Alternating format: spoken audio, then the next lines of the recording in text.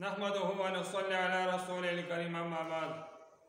ایزان حدیث شریف کې راغلی چې د دې قرآن په ذریعه باندې الله تعالی ډېر قومونه پورته کړي دي، اوچت کړي دي، او ډېر قومونه الله تعالی د دې قرآن چې به احترامي کړي دي، ویسعوا بآخرین هغه الله ذلیل کته غورځولي دي.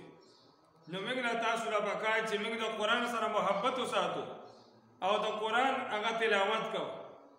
علماء کرام فرمایي چې کم از کم په کال کې 2 ځله قرآن ختمول دا د قرآن مجید حق ته په ناظره باندې.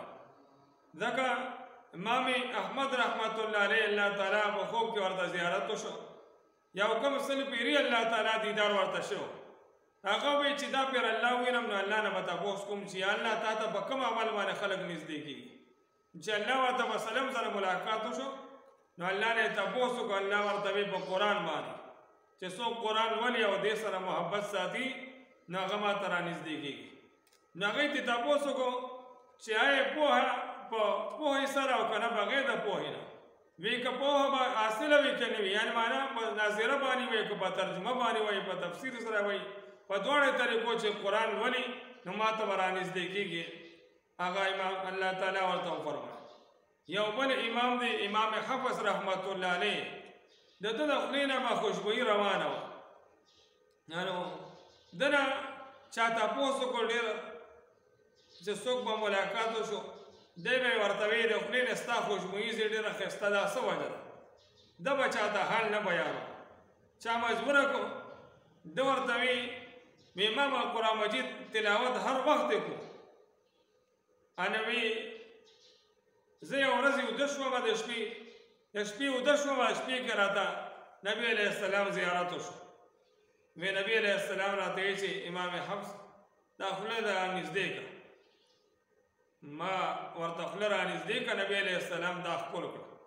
ما ته نبي علیه السلام خوب کې ووی چې ته په دې خولې باندې په دې ژبه باندې ډېر د الله کلام او قرآن وایي، د هغې د وجې نه ستا نه د دا خوله ښکلوم.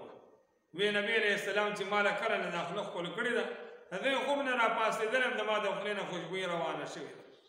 نو موږ تاسو نه پکار دي چې د قرآن سره محبت وساتو او د قرآن والا خلکو سره محبت وساتو، چې هغه حافظان دي، قاریان دي، عالمان دي، د هغوی سره د زړه مینه او محبت ساتو.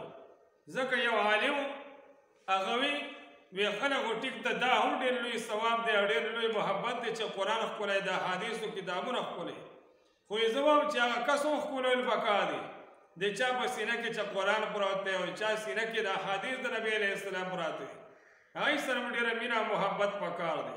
نو دای محبت په ذریعه باندې به دغه حافظان هغوی به تعالی قیامت په ورځ باندې شفارس کوي، عالمان به دله شفارس کوي چې الله دې دنیا کې ما سره محبت او مینه ساتلې وه، اګه دنیا کې ورسره نفرت کړی او د هغې مخالفت کړی، نو قیامت کې بیا تا سره څنګه شفارس کوي. نو موږ تاسو له پکار دی چې د قرآن او د اهل قرآن سره محبت هغه وساتو، اړیکې والا ځای ورکړو. الله تعالی موږ تاسو له په دې باندې د عمل کولو توفیق راکړي برحمتک یا ارحم الراحمین.